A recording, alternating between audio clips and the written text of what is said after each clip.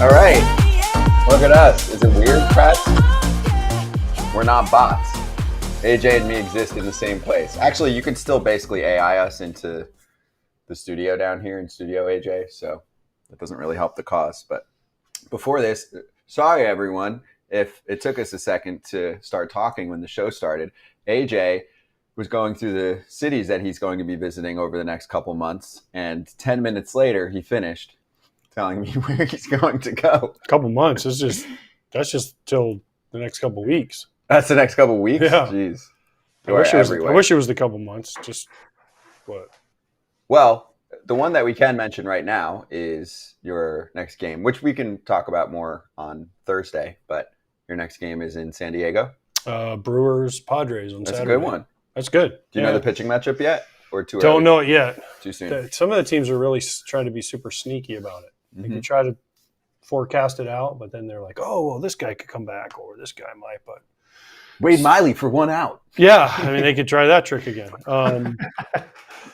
But no, right now I don't know. Okay. I'll look at it tomorrow because normally by Thursday they have it posted.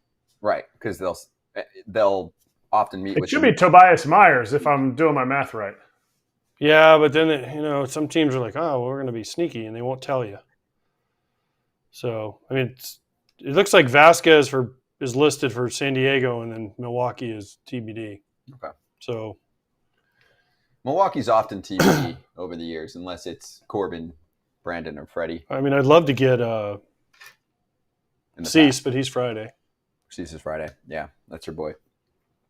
All right, so beating around the bush here just to bring some friendly banter before we deliver some tough news.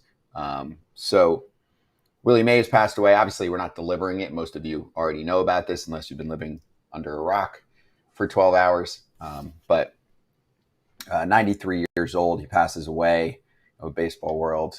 Saddened to hear the news, but also cheering, applauding, honoring the great life of Willie Mays and the impact that he made, not just during his playing days, because obviously someone like me didn't get to watch him during his playing days, but really the impact that he made afterward, staying very involved with the game and knowing so many people that were touched by Willie Mays in the way that he offered advice, in the way that he gave opinions and just kept kind of the lore of where baseball really first made its mark on society to the modern world. Hey, this is how baseball looked. This is where we are now.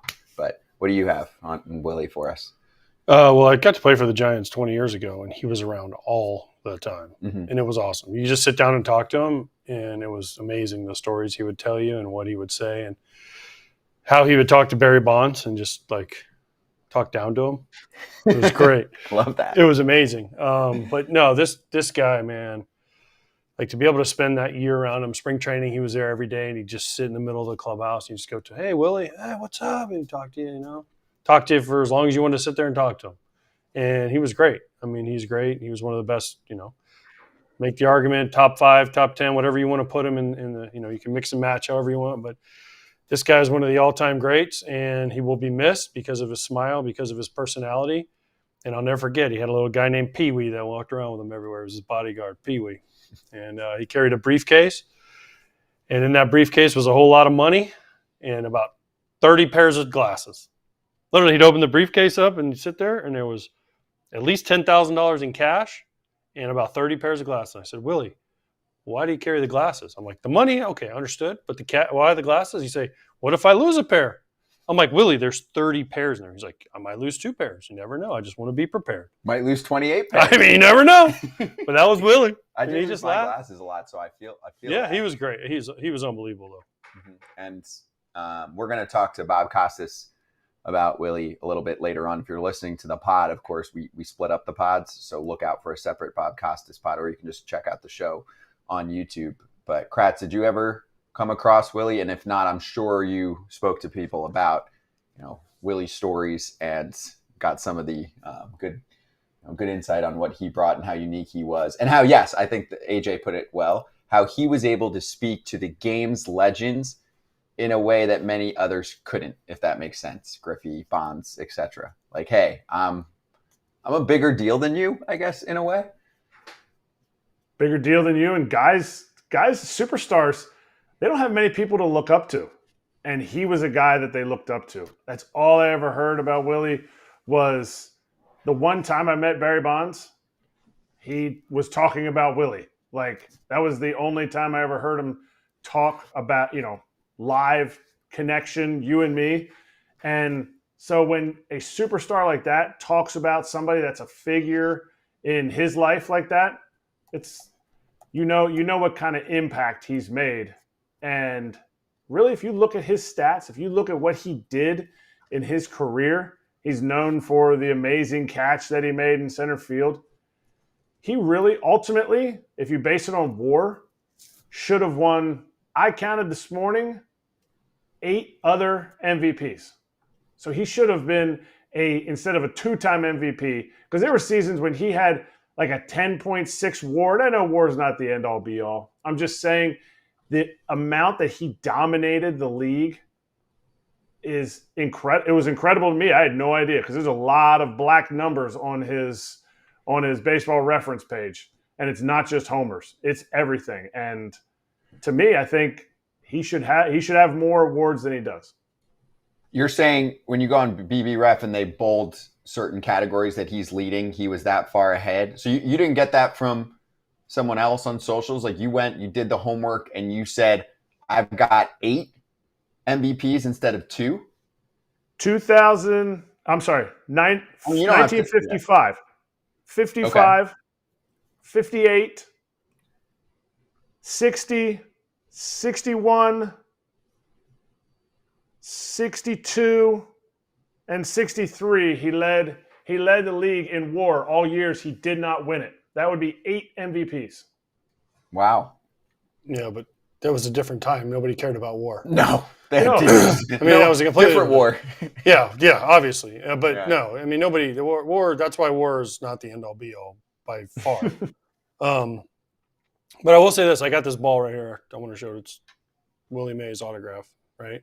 Mm-hmm. Now, the funny part is, I went up to Willie when I was with the Giants, and I said, Mr. Mays, will you sign a ball for me? He's like, give me a ball. So I go get him a ball, and I'm like, I have a pen, and he signs it in Sharpie. I'm like, Willie, what the fuck, dude? He's like, what? I'm like, I'm not going to sell it. He's like, yeah, but he's like, that looks better to me. I'm like, dude, no. I'm like, no. So, yeah, I have one autographed ball in Sharpie, and it's Willie Mays. That's actually even cooler, because there's a story to it. But it's just hilarious that he signed it. He signed 10 million balls in his life probably, and the one I have is in Sharpie. Why did he want to do it in Sharpie? He just thought it looked better. He thinks it looks cooler than ballpoint. So I actually agree. It does, but the problem is it fades. It's supposed to, although this one hasn't. Yeah. But a lot of times it'll like bleed. So that's why you always sign in regular ballpoint instead of Sharpie. But this one has held together pretty well. So that's Willie Mays. We might have to put in a humidor or something to maintain. But the big thing about is tomorrow's Rickwood, the game at Rickwood, mm-hmm. right? And MLB really did this game for Willie Mays. I mean, it was yes, the Negro Leagues obviously, but this game was really for Willie and to mm-hmm. celebrate Willie because, people knew he was kind of getting to the end, and for him to pass away, a couple days before is just sad because it was going to be such a celebration of Willie Mays and his life and his accomplishments and everything he did. And let's hope that this doesn't diminish that because Willie's, like we said, is one of the all-time greats. Where do you have AJ on your? You said top 5. Where would you say if you just guessed? I know it's not researched, but I mean, he's probably top 3 all time. I mean, if you put his homers, his numbers, his WAR, everything he did, everything he meant. I mean, to me, it's still hard for me to put Babe Ruth up there because I know because of the pitching and the hitting and what he did for at the time. And then Willie's got to be real close to right there. I mean, if not 2, 3, he's definitely. Do you have Hank over him? Do you think Hank Aaron's over him? Willie was a better all-around player than Hank was. Hank was a better offensive player, obviously with the numbers, more consistent. He also played longer. But Willie, if you throw in the defense, I would say Willie is probably better. But just offensively, Hank, with the amount of numbers he threw in, was better. I also like the way that you guys are going over that just for a moment because there doesn't have to be one concrete answer always. Like there doesn't have to be a statistical analysis on everything when we're comparing players, especially from different eras. And I know there's some stats that help the cause, and I'm usually the nerd that jumps in to try and do that. But at the same time, sometimes it's just fun to chill and be like, hey, let's honor this dude. Hey, where'd you have him in your list, right? And sure, it helps to look back at numbers, but you know what I'm saying? Instead of like doing like this in-depth, oh, well, if we weight this dude's numbers versus this dude's numbers over there, like, okay. Sometimes like, let's just have fun and there's no way to compare because it's so hard to compare guys from different eras and different everything because you face different pitching, you face different circumstances, you're from different ballparks, different balls, different everything. So it's so hard to say like this guy is better. It's just impossible to ever come up with the right answers. And I know they're trying to use WAR and art, runs created plus and all that stuff with factors, but unless you're in the ballpark and seeing the factors, how do you know what really was happening? You can't. So it's impossible. But listen, Willie's top 3 at least, if not higher, and he'll be missed. I mean, there's so many people that loved Willie. I remember Barry, like we talked about Barry, Dusty Baker. I mean, there's so many people that Willie was, and we saw Griff that was just so close with, and it's a shame. Yeah, I'm looking forward to hearing Bob Costas a little bit later on the show. Bob is definitely getting the request. He's one of the game's historians, so we'll get some good stories. But Kratz, make sure you mention that to Bob and get his thoughts. Maybe we'll give him a heads up so he can do a little quick look back at some of his season-by-season numbers. But I like that. I hadn't seen that one anywhere on social. That's a Kratz special. All right, let's get to some game analysis here, and then we'll swing back on Willie a little bit later on. So let's charge that mound. Charging the mound. We'll start with the big Orioles-Yankees series. Some people probably want us to get to Teoscar Hernandez's check or not check swing and that crazy game. We will get to it. It'll have its own full segment, but we're also going to talk to the Royals manager coming up soon. So let's just spend a few minutes on the Yankees coming up big. But Aaron Judge leaving the game early on, hit by pitch on his hand. We just saw Mookie go down. Yankees fans freaking out. Seems like things are going to be okay for now. And also, let's start with Ben Rice for a moment, too. Ben Rice is, gets called up. Actually, we'll flip it back to Judgy. There it is. Gets hit by the pitch. When you first saw it, did you think, oh, crap? It looked kind of like a glancing blow a little bit. It wasn't. Mookie's looked like it was more square on the back of the hand. So this one looked like a little more glancing. You just never know. There's so many bones and little bones and tendons in your wrist and your hand area that can just crack. So I'm happy that he's wants to play today, and the X-rays came back negative. I did Baltimore radio today, and they're like, people are saying it was intentional, and there's bad blood between these two teams. And I'm like, no, they also hit Glaber later on. But no, it just was a pitch that got away, and it just happened to be Aaron Judge. So, and after the Mookie stuff, people were a little more sensitive to it, but nobody's throwing at anybody intentionally. Nobody's none of that. So it's just, two teams that are going to have a rivalry because they're really good, and one of them's chasing the other one, and we'll see. But there's nothing. It's not going to carry over to today and all that stuff. It's just, I'm just happy everyone's okay. Kratz, you can comment right after. Let's get Judge's comments post-game. Aaron, how's your hand feeling right now? Feeling better after we got some good news. What was that good news? Just x-rays, CT scans come back negative, so we're in a good spot. How much of a relief is that for you? Big relief, just being hit there before a couple of years ago and breaking the wrist, you never know what's going to happen. So, finding out that it's not fractured, not broken is definitely a sign of relief. When you first did it, did you fear that it could be bad? Yeah, anytime you get hit by 90, 94, 95 up and in like that, and especially on the hands where there's so many small bones and ligaments and stuff like that, you just never know what's going to happen or what it's going to be. So, just getting that good news is a good thing. Good news. Good news anytime you, like you said, you don't know. Look, people are like, oh, what's the difference in the pain? I don't know. I never broke anything in my hands. But I know I've gotten a hit in the hand and been like, oh my gosh, this thing is not going to work anymore. And nothing was broken. I waited months sometimes where it still hurt and nothing was broken. So yeah, there's a sense of relief there. There was no intent there. Albert Suarez did a little delay hezzy pitch, and his arm just didn't catch up, and he clipped him. Like, to me, it's nothing nefarious from the Orioles, but this is going to be a good series all year. I'm looking forward to these games back and forth. All right, so now we can do Ben Rice. He got his first knock. And also, I'll just let everyone know if you want like an in-depth 10 minutes on Ben Rice as we're looking at him with a big smile after his first big league knock. There it is.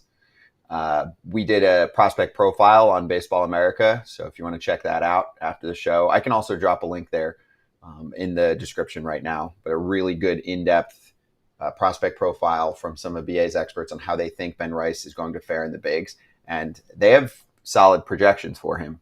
You know, the Yankees haven't been able to develop many stars. They're not necessarily saying he's a star, but to me, it sounded like they say he has a safe floor. They liked his plate approach down in the minors. And also, I brought this up yesterday, AJ.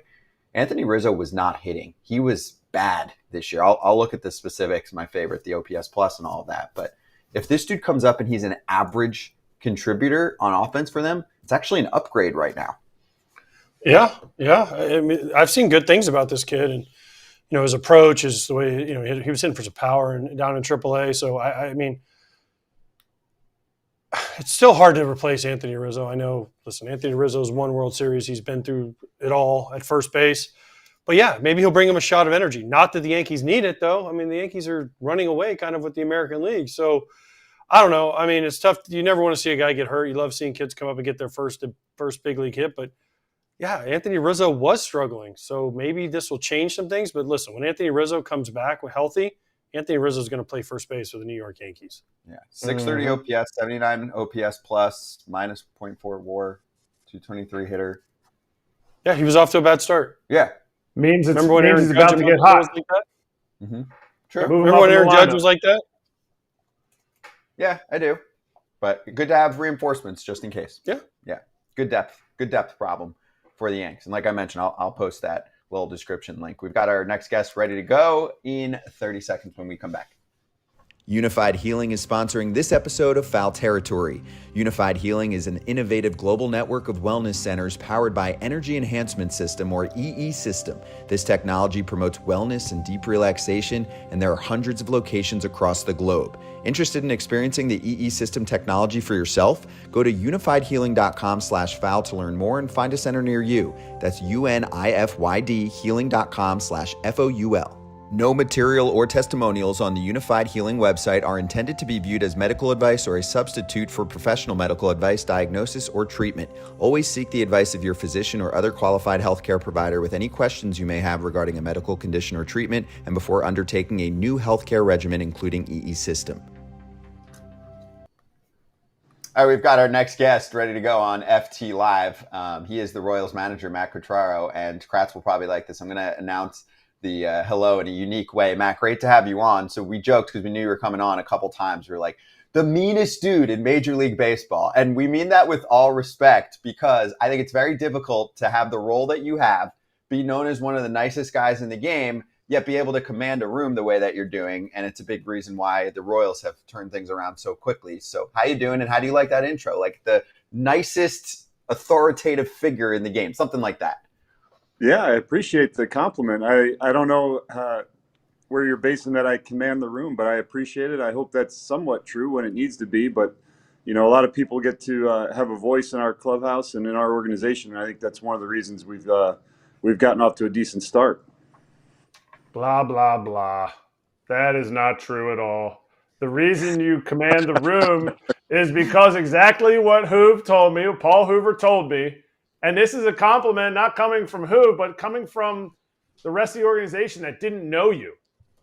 When I was out there in KC doing our 10-year celebration, I was talking to Hoove, and he said, there's so many coaches and even front office that didn't know Q that came up to him and was like, is he always like just the same guy? Because they saw you last year when you're losing, so they saw you at your worst in the sense of team. And now they've seen you while you're winning, and you're the same guy. And to me, in baseball, there's very few compliments that are better than that. Well, I agree. I mean, you've been around a lot of the same people I have, Kratzy, and you guys have the people I've learned from and watched do this for a long time were that way, you know, and being around Tito for a long time and Cashy for a long time. And, you know, even everybody's got a different personality, but they're this consistent personality. And, you know, I've been around a lot of good coaches in the minor leagues too that were the same way. And I think, I don't know, you guys played a lot more than I did. And if you change your demeanor day to day, it's kind of tough to know what you're going to get when you walk into the clubhouse. And I was raised that way. My parents were both teachers, and they were very consistent. And it was just, you know, do the best you can, keep a good attitude, and keep going. Okay, so consistency.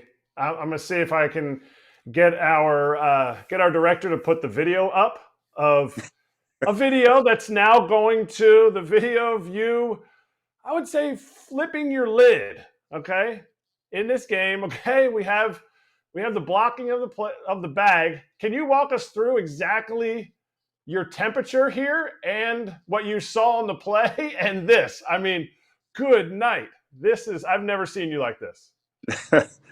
Well, I mean, you know, the point of emphasis with the obstruction call this year, you know, that's been a big topic all winter, all spring, all the meetings and all that kind of stuff. From where I was standing, it looked like he blocked the bag.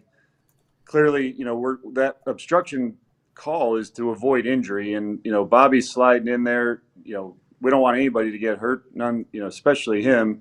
And I went to first base umpire first because we were also told that both other umpires can help in that regard because they, you know, the guy making the call has to fixate on the out safe part of it, which I understand. But, you know, whether the timing was right or not, I did not go out there with the intention of getting thrown out. I know you can't argue obstruction, but for whatever reason, I lost it there for a little bit. And, yeah, you see the result.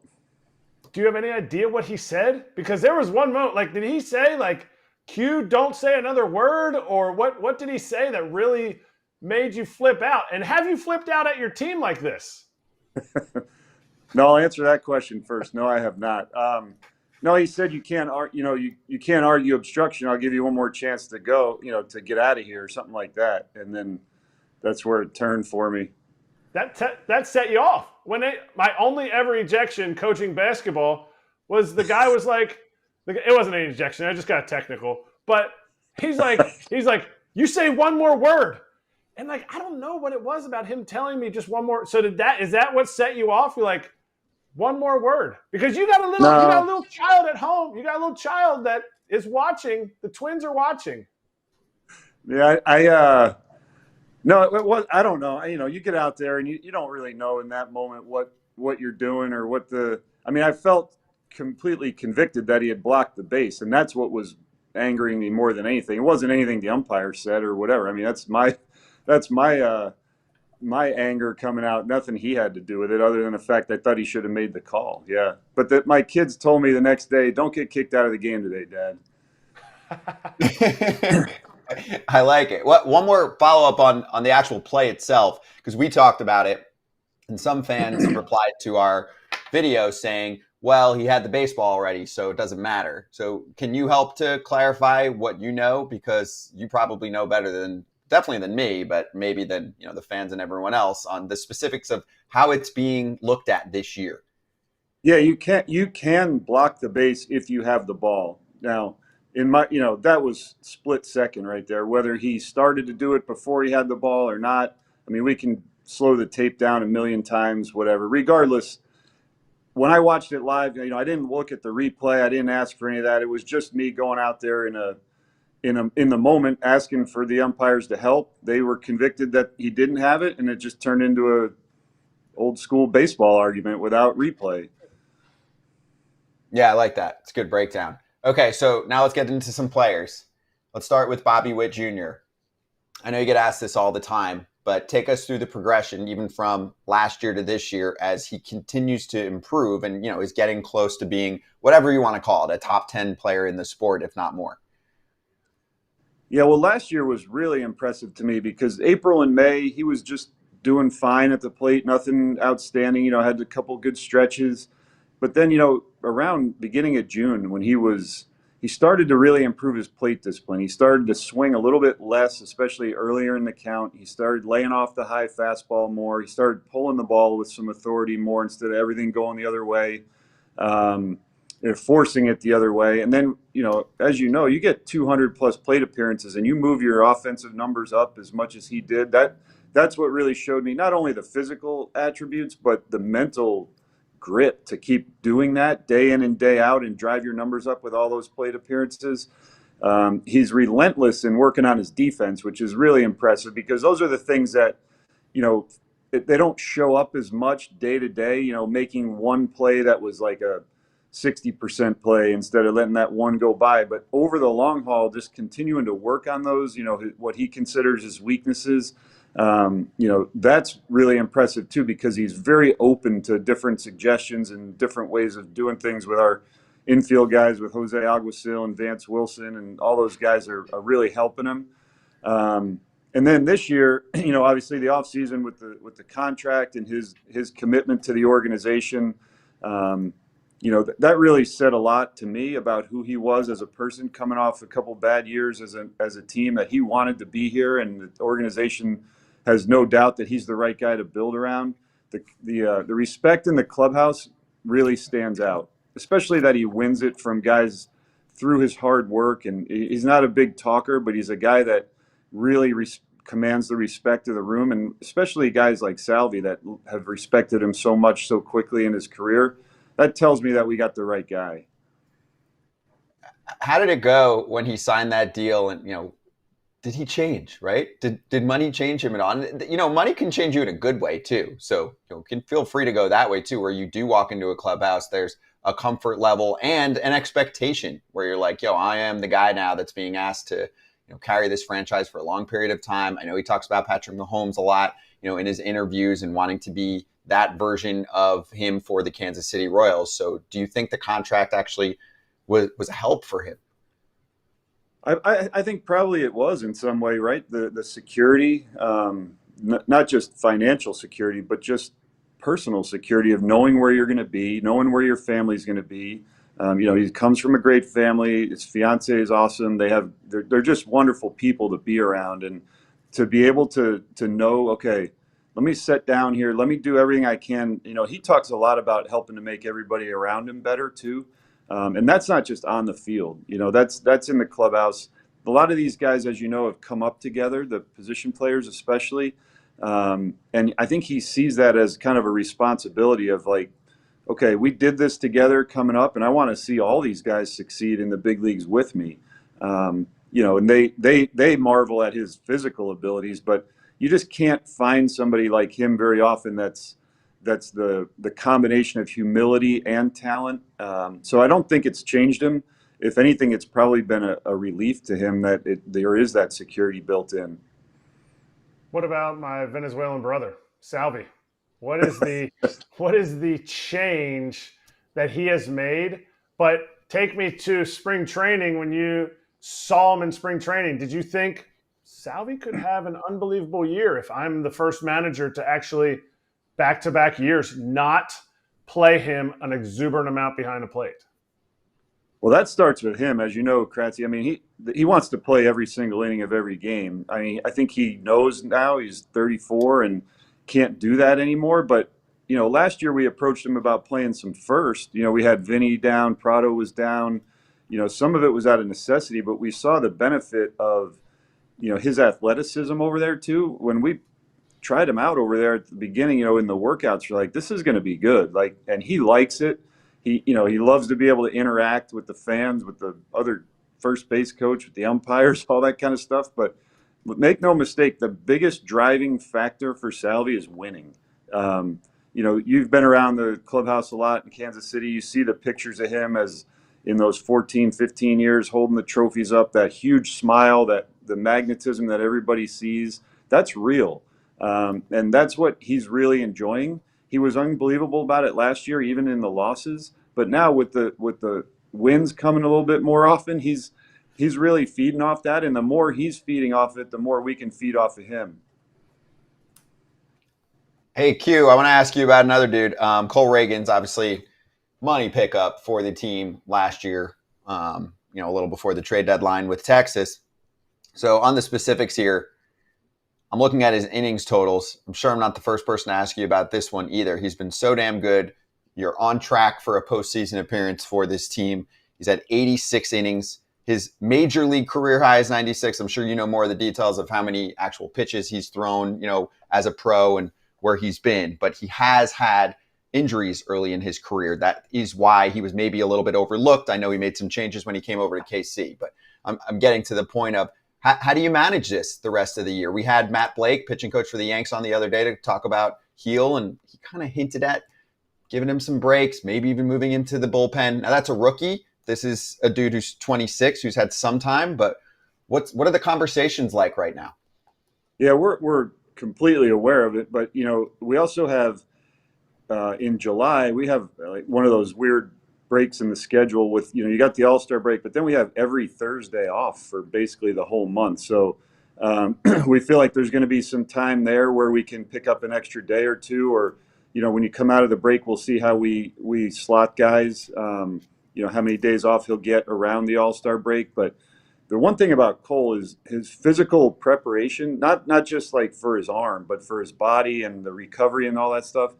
He's incredible. For a guy that has limited major league time, the way he goes about it is very professional. And so the constant conversations that Brian Sweeney and those guys have with him and the training staff, they don't stop.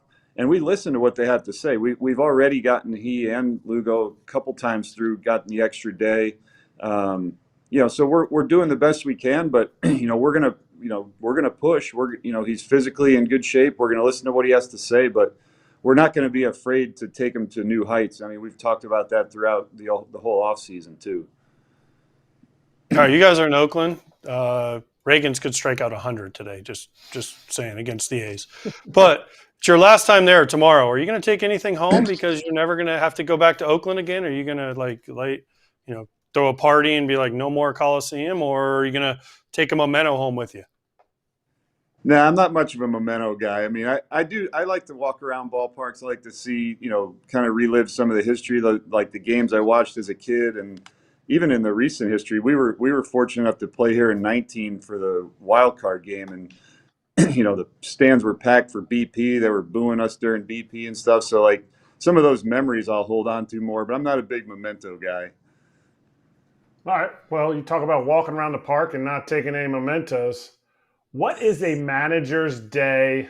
What does a manager's day look like? Because we hear about players' days, and they're getting their body sculpted. What is your full day look like?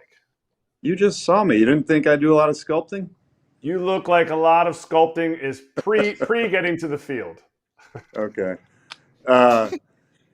Yeah. Well, the thing about my day is you just don't know every day what's going to, what the topics are going to come up or the conversations you're going to have, or, you have some thoughts in your mind, guys, you want to connect with specifically on a given day. But, we get there today. Like, for example, today we got early hitting, so we'll be there early for that. But, just a lot of conversations with staff. We're always trying to keep pushing. Like we're a year plus into this. And so to get to learn, all of our processes still, like working on our defensive reports, for example, that's something we've been spending a lot of time on, conversations with R&D. I'm always trying to stay connected with the minor league staffs, talking to the AAA, AA staffs, understanding what's going on with those guys. Just, I don't script my days out by the minute. I've never been that way. It's something that I just kind of see how it goes and take it day by day. Q, question for you on some news that popped up yesterday. So in AAA, they are going to just firmly go with the ABS challenge system. You deal with the umps every day. You look at the strike zone. It is harder than ever to call balls and strikes. Framing is insanely good. This has been a topic of conversation for a long time. We kind of consensus thought that this is really the next step, that MLB as a league is probably going to go with the challenge system over calling every pitch, at least to start. Do you think that's the right move? And what have you heard about how that's working out from the young players that come up from the minor leagues into the majors that you're able to speak with? Yeah, it seems like they like the challenge system more than just the automatic, from what our guys have said. I don't know exactly how that. I haven't heard the particulars of how many you get or how all that works, but I guess it seems like that would be a decent way to transition to having some. I don't know if you want to call it oversight or whatever, but I don't know. I've heard another idea recently of where the umpires possibly get the pitch so they know what pitch is coming. I don't know if that's something that's true or not, but I would be interested to hear if they think that would be beneficial, so you know what's coming because of the velo and the nastiness of the breaking pitches. But as far as your question, I think from what I've heard in AAA, the challenge system's been pretty successful. I like that. Do you want to make the call? Do you want to make the challenge call, like from the side, or you want hitters to have that opportunity? No, imagine challenging a call from the dugout in Oakland when you're 80 feet away to see what's going on. Yeah. No, I'm guessing the pitcher or the hitter can do it, correct? They just go like this. But I figure Yeah. I don't want to take anything away from you if you're just going to micromanage everything and yell about stuff out on the field. But I would ask you about the looming trade deadline. You're a playoff contending team. I think you guys are there. The question is always, what are your needs? What do you want? My question is more so, if you can say what you want and need, is how do you handle it? Because right now you have 26 guys on your roster.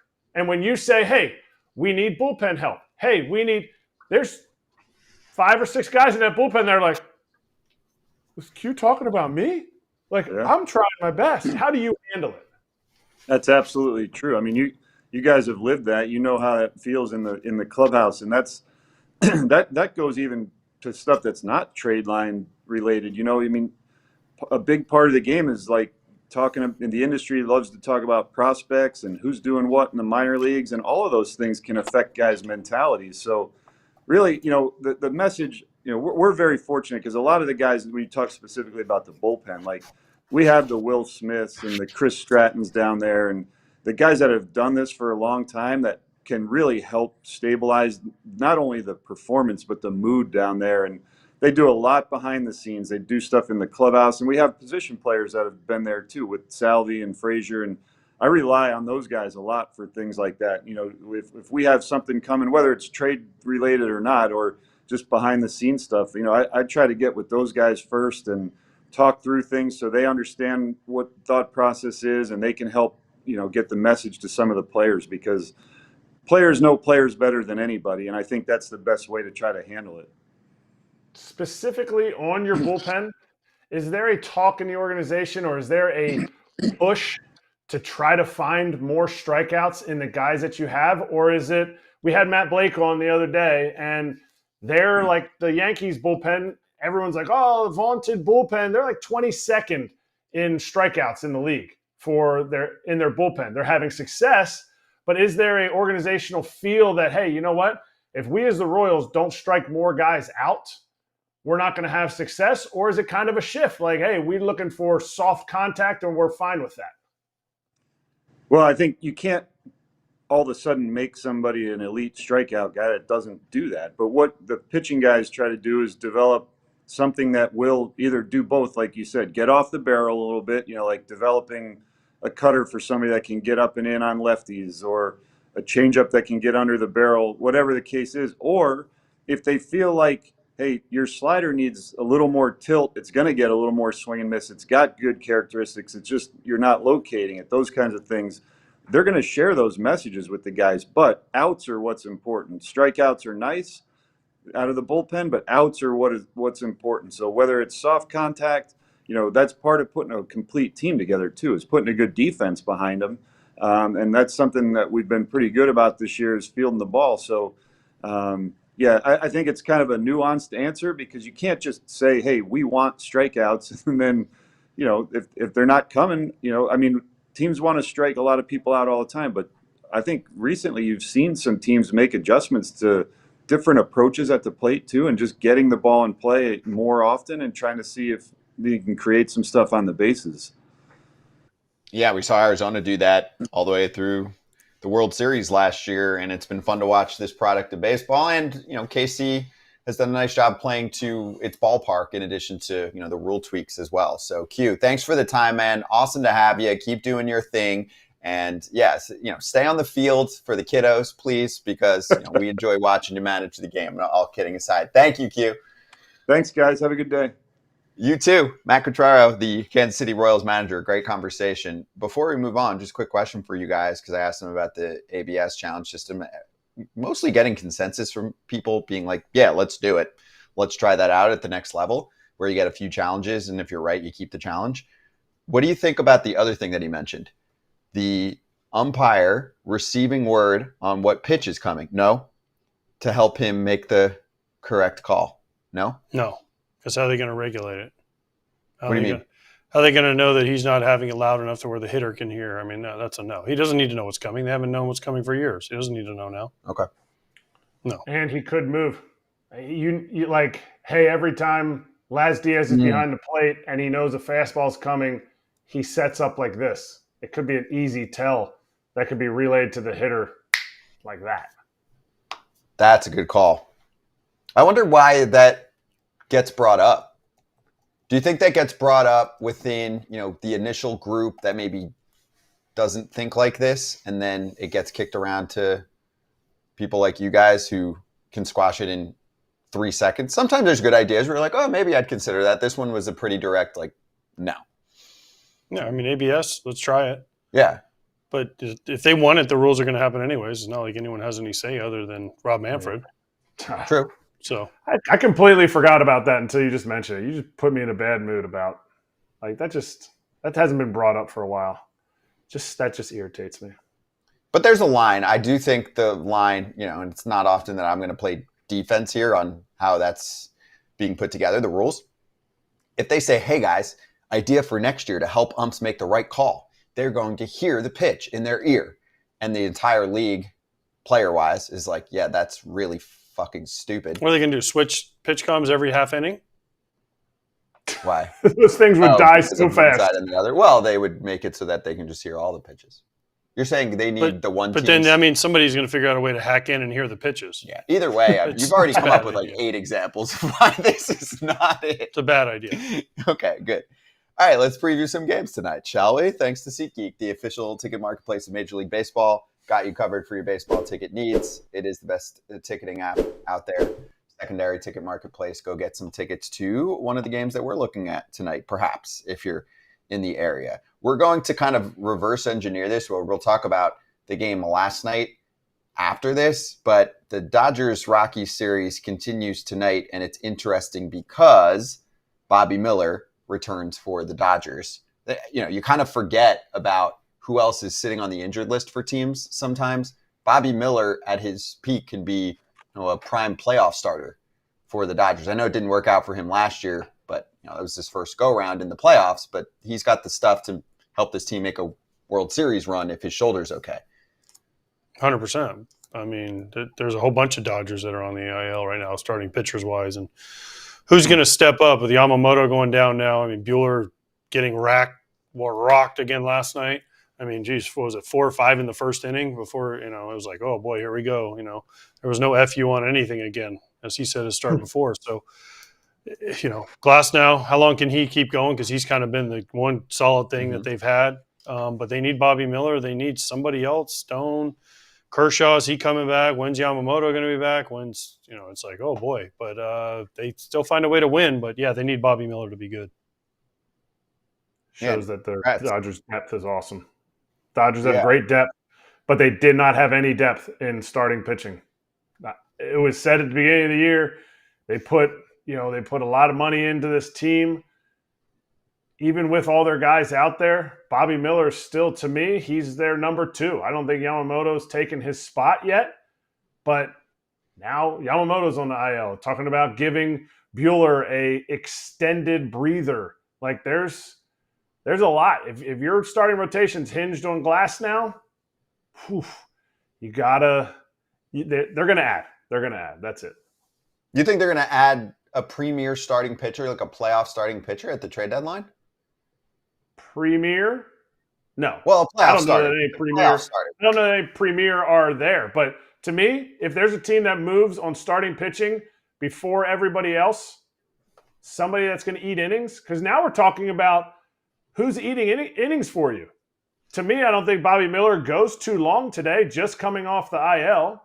Glasnow's proven he's not a 7 or 8 inning guy, and that's okay. He's getting a lot of strikeouts, but all this is going to wear this team down. And other years, they're the best team in July. They're the best team in July because they don't crush their guys in the pen. To me, if you don't find an innings eater, you need that right now. So they could make a move soon. I just don't think there's a premier starting pitcher out there to add to your rotation for the playoffs. And also some people bringing up Gavin Stone and the impact that he makes. So same thing, young starter. Let's see how it plays out for the rest of the year. But a dude that stuff-wise obviously can pitch in the playoffs for them as well. You know what I'm saying, though? It's like depth starter versus playoff starter. Or, if you need a guy to get through innings in the second half of the season, okay, and that's easier to acquire, of course. If you need a dude that's starting game 1, 2, or 3 for you in the playoffs, get in line and also not easy to find. How many of those guys are going to be available at the deadline? Maybe 3? Yeah, no, not even. Usually there's 1 or 2, maybe. But who's out there? I mean, the problem is this year, especially if it stays like this for another couple weeks, almost every team in the National League thinks they're available or viable for a playoff spot, right? And they have nobody available. I mean, other than the Marlins and the Rockies, and other than Jesus Luzardo, who on the Marlins does anybody want? And usually nobody on the Rockies is up for trade, especially the top of the rotation guy. Yeah, they don't have a playoff starter. No. So, so then you go to teams that are still alive. Who do you want? Well, it's your squad who we might get to later, but it's potentially Crochet. I actually think Fetty could be a playoff starter. Fetty's a better trade chip for me if I'm a team than Crochet. Crochet has never started. Crochet has already had Tommy John. Mm-hmm. Crochet has never thrown more than 30 innings professionally or whatever. I forget what the exact. I don't know the exact number. Yeah, no, you're right. But he's already way over that number, right? So what's his limit? And is he going to have to be shut down at some point? So yeah, you're like, hey, we acquired Garrett Crochet and his fastball and all his punch outs, but he only has 12 more innings left in the year. See what I'm saying? So to me, Fetty's a proven commodity. He's pitched for a whole year. He's pitched a whole KBO year. He's done it all. He's done that. So you know what you're going to get. And to me, and plus he's already signed to a contract for next year. So to me, he's a more reliable trade chip. Yep. Makes sense. What about Kratz, this? You agree? What if I go outside the box here? I got a GM who trades tons of people, that has tons of starting pitching and needs an upgrade in the offense. What if Brian Wu becomes available? How much does a Mariners starting pitcher getting traded affect their depth? Not as much as other teams. And does Brian Wu step in for a team? I just thought of him while you guys were talking about it. No. Doesn't happen? Brian Wu, no. Brian Wu has elbow questions also. Yeah, also, I don't know. Are we talking about the league in general or are we talking about the Dodgers? Do I see the Mariners and Dodgers matching up for a trade? No. You're just saying in general, does that pitcher I'm saying in general because to me, Eric Fetty is not a 1, 2, or 3, maybe a 3 on your starting rotation for the playoffs. He's pitched pretty good. He's pitched pretty well. Great. He's going to be an all-star. But where does he slot in there? And maybe I said Wu, and I meant more like the Mariners starting rotation. They have the most starters, but same thing can be said about the Phillies. Like, do they trade Christopher Sanchez because they have a bunch of guys? Could a team ever do that, or do teams just say, no, you can never have enough starting pitching? I have other playoff starters for you, potential. I know it didn't work out for him last year, but he's a different pitcher this year. I think Jack Flaherty could start a playoff game. Mm-hmm. This version of Jack Flaherty can start a playoff game.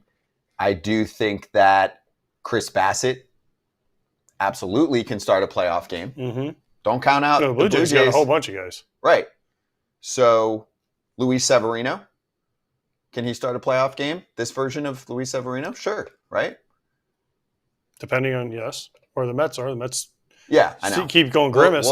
They might never lose again. Yeah, we'll get to Grimace. He doesn't talk much. But okay. Good conversation and a little more info on SeatGeek for you. The promo code to use for a first-time user is FOUL, FOUL, for $20 off your first order over at SeatGeek. And a little more information on SeatGeek with over 28 million downloads. It's the #1 rated ticketing app. And not only do they have tickets to the games, the concerts, the festivals, the whole deal, they are backed by their buyer guarantee and the only site that lets you return your tickets ahead of the event with swaps. So the code is FOUL for $20 off tickets at SeatGeek. That's $20 off your first purchase with promo code FOUL. Make sure you click the link in the description so you can download the app if you haven't for the first time. And even if you're not buying tickets today, even though we gave you a good game to look at and there's plenty of others in MLB, still can go into the app, hit that promo so you have it in the account when you want to use it. All right, next guest, ready to go here on FT? Let's do it. He is, I don't know how many times at this point, but one of the leaders in the clubhouse. Why are you shaking your head? Because Caglione just hit another damn homer. He hits a home run every time that he gets up. Is that 80 for his career? 75, but he's really only played 2 years. I mean, it's unbelievable. Yeah, because he missed his freshman year. Anyway. Yeah. Florida's beating the crap out of Kentucky right now. Yeah. It's 15 Poor to babies. 4. But anyway, let's bring in our friend. Let's Poor talk about babies. Poor babies. They're showing a Kentucky fan crying. All right, Evan Grant, Dallas Morning News. Let's talk Rangers ball right now. Evan, how are you? Anything other than Florida baseball or Florida football would be just great. I can handle that. Let's talk Texas. Hey, listen, baseball. Wyatt Langford hit his first home run over the fence last night, so we're going to talk Florida baseball. That's true. Big moment for him and hopefully for the Rangers. I think he's made a couple of adjustments over the last 10 days or so that the Rangers are hoping makes a difference. Would you say that Langford and Carter not contributing much this year has been the biggest disappointment for Texas, or is there something else? Man, Scott, that's a great question because I think you can go up and down the lineup and find so many areas where they haven't performed. I would hesitate to say Carter and Langford have been the biggest disappointment, only because there was no track record really there. You know, you had 3 weeks with Evan Carter last year. I think the biggest guy regression-wise has been Adolis Garcia. It's not looked good for over a month here. It's been a real long stretch, and this is the guy who is the heartbeat of this team. He's the emotional heartbeat of this team. They feed off his energy, and every metric I look at right now, he's missing fastballs in the middle of the zone. His bat speed has slowed down as this year has gone on. There's just a lot of indicators that suggest this is not just a slump, but maybe some long-term issues here. Was there any, because we put no stock in spring training, 0, because Wyatt Langford hit 10 dingers and he was the best player ever in spring training. Not saying he shouldn't have made the team, but even with Adolis, like, was there something that you could see or that the team could see going into spring? Like, woof, these guys look tired. It was a long season last year. No, I don't think so. I mean, listen, Eric, on Langford, it's hard to say you never make too much out of spring training. These were basically his first professional at-bats of any type. You know, he had a couple of months in the minor leagues last year, but everything he did in the spring training just boomed off the bat. It sounded like a jet was taken off from the Air Force Base across the street. As far as Garcia went, I think the Rangers really paced him slow in spring training because of, A, how much he played last year, and how much he did wear down kind of in August and September, and also because he was coming off of that oblique issue. So they paced him, and then he came out in April, and he really raked. And I do think, look, Adolis has said in as many words, the biggest issue of my career has always been, how do I not chase the fastball up and out of the zone? I think he started doing that when this lineup was scuffling a little bit. I think that led to some bad habits. And now I think maybe there is some level of fatigue that's set in on top of all that. Yeah. No. Okay. Evan, let's get to the pitching. So who do you think will make the biggest impact in the second half of the season for Texas that, either hasn't pitched at all or hasn't pitched much this year. And really, is that enough? I mean, we've been using that narrative for a while, but the problem at this point is, okay, maybe Scherzer or DeGrom or both come back and they pitch really well. I mean, they don't play every day. And by the time I know Scherzer's coming back this weekend, but by the time those two are cranking, I mean, they could be 10 games out of a playoff spot.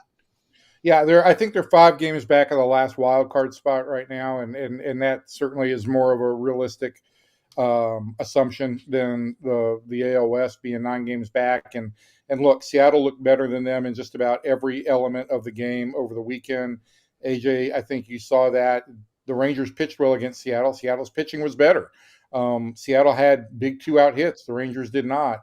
Seattle had big walks to extend innings. The Rangers did not. So I think that was it was pretty clear this weekend that right now the Mariners are certainly a notch above the Rangers.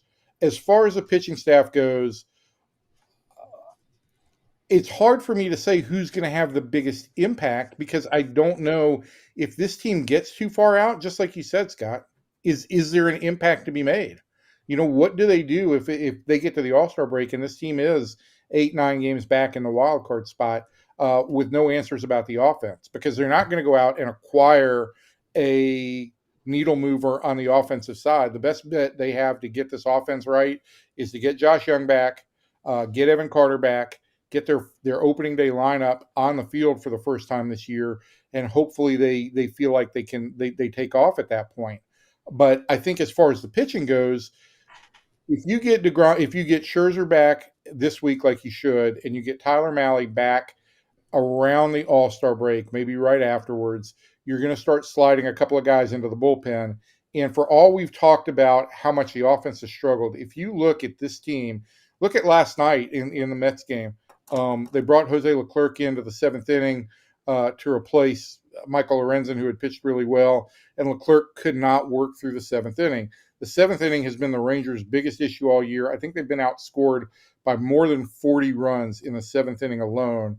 Part of that suggests that the offense isn't making adjustments as the game goes on and certainly isn't ready for relievers when they come in. But the other part is they've allowed the most runs in the big leagues in the 7th inning, and so they need some help in the middle of the bullpen.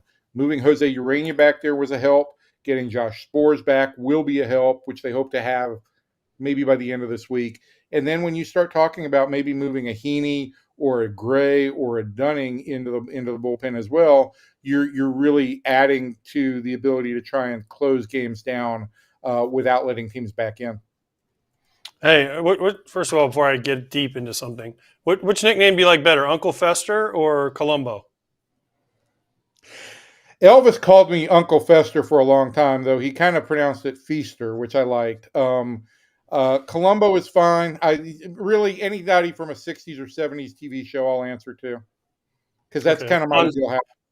Because it definitely ain't Fonzie, that's for sure. Wait, what does Columbo mean for me and many others? Columbo is an old TV guy, detective, bald detective. So the other thing is, like, these are all nicknames that Bochy gave to AJ while AJ was in Seattle this weekend. And everything that Bruce has is basically from the 50s, 60s, and 70s. His favorite TV show is Gunsmoke, of course. And he had come up with Columbo because I kept coming back and asking a question at the end of everything. And he compared it to Peter Falk as Columbo coming back and going, I got one more question for you.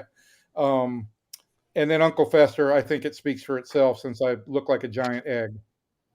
Okay, so, yeah, and by the way, when we're having our time with Bochy, just quit knocking on the door and stay the fuck out, please, because you get your time when we're done, so let's try to just let us have our 15 minutes of fun with Bochy where we're talking about things that you wouldn't understand. That's true. That's true, because I've spent the last 2 hours trying to understand what's going on with this offense, looking at it. Okay, well, so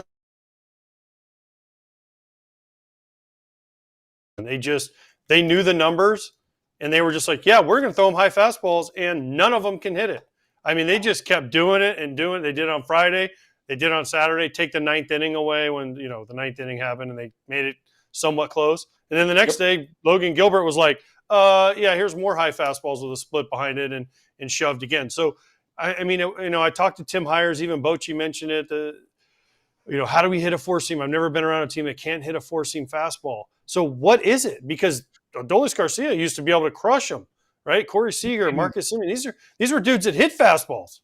And you're right, and he's not. And I went back and I looked this morning at like four-seamers in the heart of the zone, pitches that guys should absolutely crush. And the Rangers have the lowest slug and the lowest expected slug on those pitches. Those are pitches that they should do damage on, and they are either late, as I think Adolis has been on a number of them. I think he's hitting one. This is amazing. He's hitting 147 on four-seam fastballs in the middle of the zone. It just defies explanation. As I said, his bat speed has slowed down a little bit from April to May and into June. I think it's now about 71.5 miles per hour, which is a little bit below average. But yes, this is what guys are doing. Teams are taking advantage of the fact that the Rangers cannot hit fastballs right now. I think they hit 260 on four-seamers last year. They're hitting 228 on four-seamers at the start of this, as of the start of this week this year. There is a precipitous drop there, and I think you point to Adolis as being the biggest. Leody Taveras has struggled with him. Nate Lowe has always struggled with fastballs. Jonah Heim has struggled with fastballs this year. That's half your lineup right now. And are they going through drills? Do you see them doing something on the field? Like, I know they practice every day, but is there like more of a concerted effort? Listen, Kratzy, one of the things that's hard for me to understand now is how BP works anymore. It used to be guys would be out on the field at 2:30 taking their early BP, and then at 4:30 taking their regular BP. A lot of guys don't come out now because they spend all the time in the cage taking game speed pitches and game speed type or game simulated breaking balls. So you don't see nearly as much. This team puts the work in. I don't think there's any question about the team putting the work in. The question I have is, did a number of guys have outlier career years last year? And do you have one guy who was a late bloomer in Garcia who has hit a wall and is starting to tail off? Those are all real-time concerns for the Rangers, and I don't think they have an answer to it right now. And the one good thing that they've got going is, look, as far back as they are, I keep saying this to people, 91, I think there's 90 games left for the Rangers right now.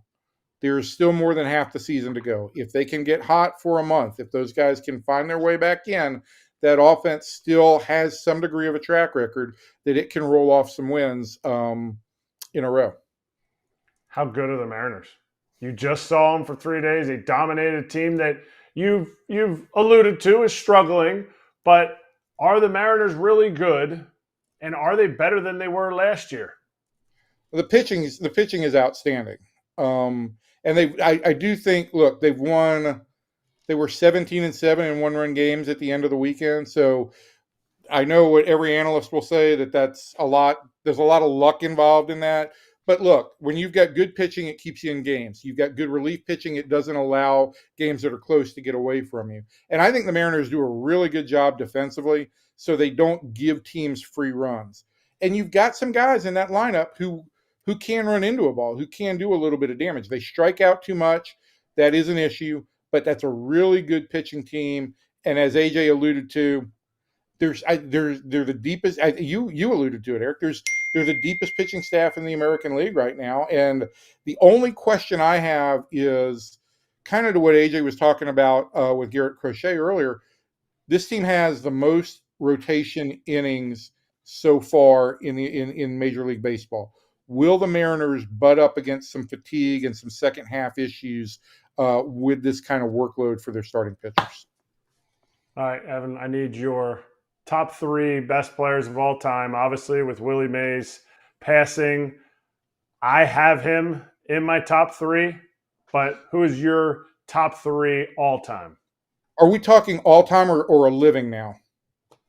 All time. Ever playing baseball? All time. Listen, I think you'd probably go Mays, Ruth, because Babe changed the game. And the third player, probably for me, is going to be a personal preference more than it's going to be something that look, the third player for me is always going to be Henry Aaron. I think he belongs on any Mount Rushmore of baseball players. because of the longevity, because of the power, because of how consistent he was. There were better fielders longer in their career, but for me, that's probably the three. Who did you already do yours? That was my three. That was my it? three. Yep. It was Ruth first. I have Ruth first, and then Mays did everything so well and for so long. It's and the shame of it is for all of us, right? We never got to see those guys day in and day out. And I think I tweeted something late last night about the generation that came before us. Imagine if they had had the access to TV that we have now and had seen in the prime of their careers Willie Mays, Mickey Mantle, Henry Aaron, and Roberto Clemente all playing outfield among in the big leagues. It's mind-boggling to me that level of talent all playing at the prime of their career at the same time. It's a good call. Evan crushed it as always. Thank you for the time. You're just AJ didn't give us his top three because I know he's got himself at number 2. One actually. Thank you. Humility there. I thought you were a humble fella. No, screw that. Tell him. I went Ruth 1 just because of the pitching and the home runs, and he changed his sport. So he's got to be 1, and people can make an argument. You can argue, whatever you want to argue. But for me, because he pitched and because he hit he hit more home runs than teams did back when there were no home runs. He changed. He completely changed baseball, right? And then for me, I'm going to go Willie 2, and then Hank 3, just because Willie played defense, like you said, and I loved Hank, and growing up a Braves fan and getting to meet Hank was unbelievable. But to me, Willie, defense, longevity, everything that Willie brought, getting to know Willie and the joy he brought was 2, and then Hank's 3 for me.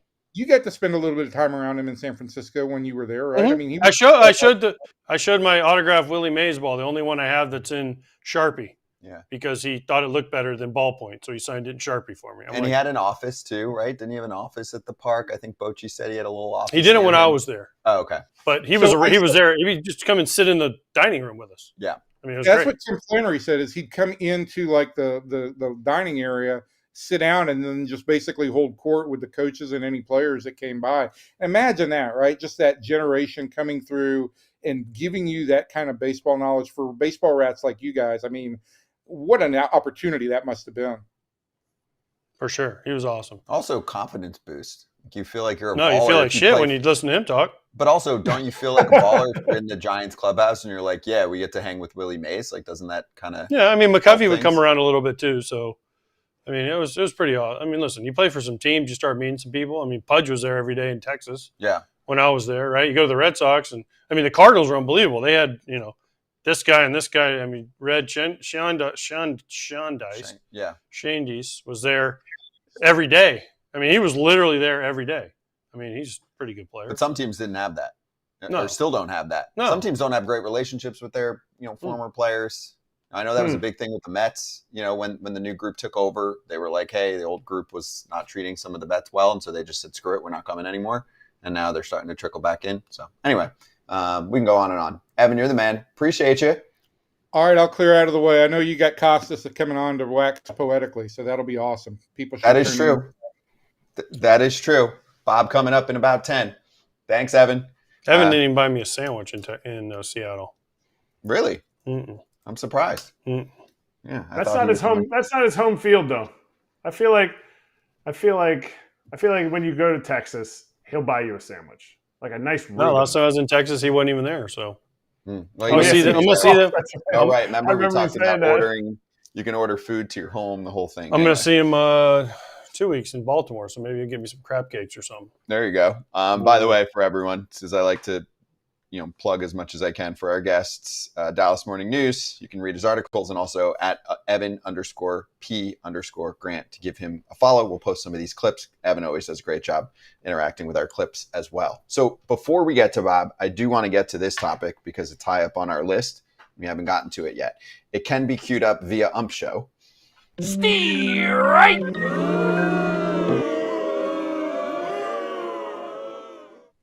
No, actually, Stage Ump. That is not what you said when Teoscar Hernandez had a questionable check swing that could have ended the game and instead turned into a ridiculously epic comeback for the Dodgers in a win against Colorado, but fans were pissed. It does feel like the Dodgers are, an evil empire of sorts. So when you do get a call like this, many others on baseball social media started freaking out. So first, let's just start with the check swing, because eventually, obviously, it leads to a homer and a win for LA. Check swing or nah? I mean, they had a 5-run lead in the ninth. They got to hold on to that. I'm sorry. I don't care if there's a check swing or no check swing. But then the next pitch, he throws right down the middle and he hits a homer. So listen, I tell my kids all the time, listen, bad calls are going to happen. And listen, I argued with the best of them, but can you bounce back? And mistakes happen, errors happen, whatever, you strike out. Can someone else on your team pick you up? And right there, the pitcher needed to pick him up. And obviously he didn't. Teoscar hit the home run. And then the Rockies still batted in the bottom of the ninth. They still could have scored. They didn't. So, I mean, listen, it's not because of the call. Yeah, maybe. Did he swing? Probably. But did they call it? No. I mean, here's the Super Mo, but still, I mean, I don't know. I've seen worse than that called and worse than that not called. So, it's such a judgment call. And a lot of times you have to understand, too, umpires don't want to end games on those calls. They just really don't want to end games on those calls. The old black bat. Can't see the black bat, right, AJ? Can't see the check swing. Although I guess he had a two-tone bat, so I guess that doesn't apply there.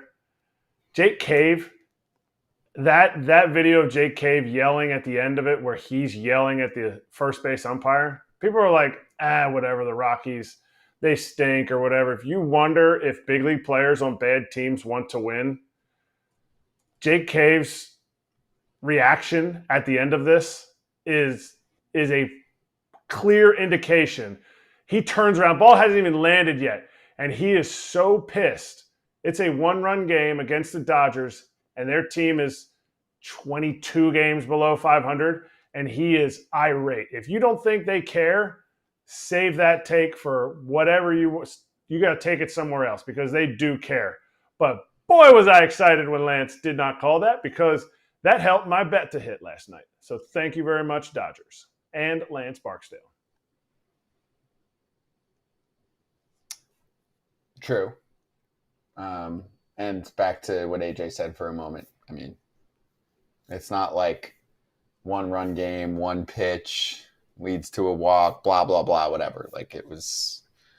They had a 5-run lead going to the ninth. Yeah. Not a 1-run lead. It was 5. They gave up 7 in the ninth. They gave up a 7 spot. So Bud Black could be pissed at Lance Barksdale. Maybe he should go in and yell at his pitchers. Mm-hmm. Again, they had a 5-run lead going to the ninth. Yeah. And they had hammered Buehler, and I don't know. I mean, listen, I appreciate Jake Cave getting pissed. I appreciate Bud Black standing up for his guys. Not as much as Mike Schultz stood up for his guys, and I wanted to ask Quatraro about that when we had him on. Didn't have a chance. But, I mean, did you see Mike Schultz, what he did the other day? That was awesome. We haven't even talked about it. We can talk about it for a second because a few people in the chat mentioned it. Didn't he say something specific too that they literally kicked him out of the game? Yeah. Well, they kicked Manny out of the game, Machado, and he comes out to the umpire and he just says, I think you were right, and that ball's probably low. You guys do a great job, but I have to get a run right here. So I'm just gonna stand here until you throw me out. And the umpire's like, okay, I got you. And he's like, are you ready to put on the show yet? And they do a whole breakdown of this, and it's funny because it's hot mic, so you can read his lips perfectly. And he's like, no, I'm ready whenever. Like I just have to be kicked out because I have to stand up for my player. And the umpire's like, okay, you ready? And he's like, yeah. And they're like, oh, you're gone. And he's like, okay, you're good job. And he turns and walks off, and then I think Dan Isunga, the crew chief, comes over and he goes, he knows what's wrong. He goes, good job. You should have thrown me out, And that was it. And he walked off. Do you think it's stupid, though? I mean, it's funny, but do you also think it's stupid if you're the player? Like, do you really need that? I don't know. I'm not in that position. I'm not Manny Machado. I'm not AJ Pierzynski. So this is more of a starting players conversation. Star player, even. I wouldn't even say starting, right? Like a star player. Like but it depends on the person, right? After the game, I wouldn't have cared. But you wouldn't care. I actually think it's more funny that he did what he did. I remember one time I got kicked out of a game. We showed it the other day, and Robin Ventura came out to argue with Jim Joyce, and Jim told him, he goes, yeah, I know the umpire's bad. And Robin's like, well, I'm just arguing because my catcher got kicked out in the 3rd inning. And Jim goes, I know. He goes, it was a horrible call. He's missed a bunch. He's a young guy. Give him a break. And Robin's like, all right, where are you going to dinner tonight? And Jim's like, I don't know. He's like, you got any good ideas for me? He's like, yeah, I'll send you a note later. And then Robin walks off. He got kicked out, but it was just funny because like it had nothing to do. Like that's the way an umpire should handle it. Like, yeah, okay. The manager too is like Schultz, like, yeah, I got to go, but I'm not going to make a scene because he didn't want to get fined. He doesn't want to. So just throw me out. He's just like, he literally is like, just I got to get run, so I'm waiting. But sometimes dudes are legit pissed. Like we had Quatraro on earlier, and he's like, you're wrong. I don't believe in this. I'm pissed. It's not Boy Who Cried Wolf because I never do this. Oh. And he's showing the fire. But then, that was fine because he was pissed. And that call was bad because he was clearly blocking the base. Mm-hmm. That's the rule, right? That was the whole rule. So, it was. But yeah, sometimes sometimes the stories are better when they don't. They look like they're yelling, but they're really not saying anything. That's where you've gotten some really good commercials. I remember as a kid, you'd always get like the, umpire talking to the manager, and he's like, same thing. What do you have for dinner? Did you get rice-a-roni? Yeah, it's the best shit ever. Blah blah blah. So. Well, have you ever seen there's a famous one, and if you haven't seen it, Google it. It's Tom Hallion and Terry Collins. With the we Mets. brought that one up the other day. Syndergaard hits Chase Utley, throws at Chase Utley, and Terry's like, that's horseshit. And Tom Hallion handled it perfectly. Like that should be a 101 umpiring how to handle it. Mm-hmm. He's like, I know, Terry.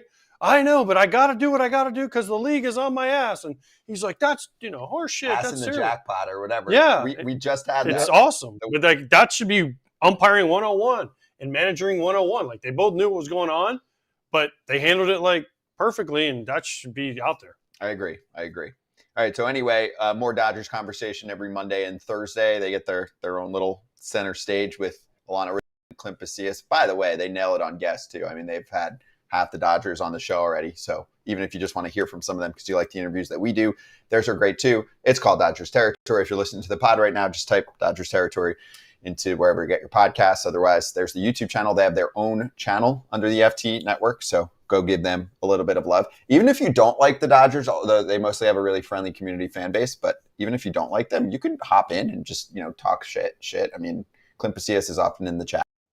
Go for it. All right, we're minutes away from Bob Costas joining us. We're going to talk to him, a little bit about the game, but also we'll focus on Willie Mays. So let's talk Babbel for a moment. Best way to learn a new language, immersion. Thank you. Living where the language is spoken and using it every day. But if that's not your thing or you're not in the cards to just be able to travel all over the place and immerse yourself, you can still learn a new language the second best way, and that is with Babbel. You can hit the button again if you want.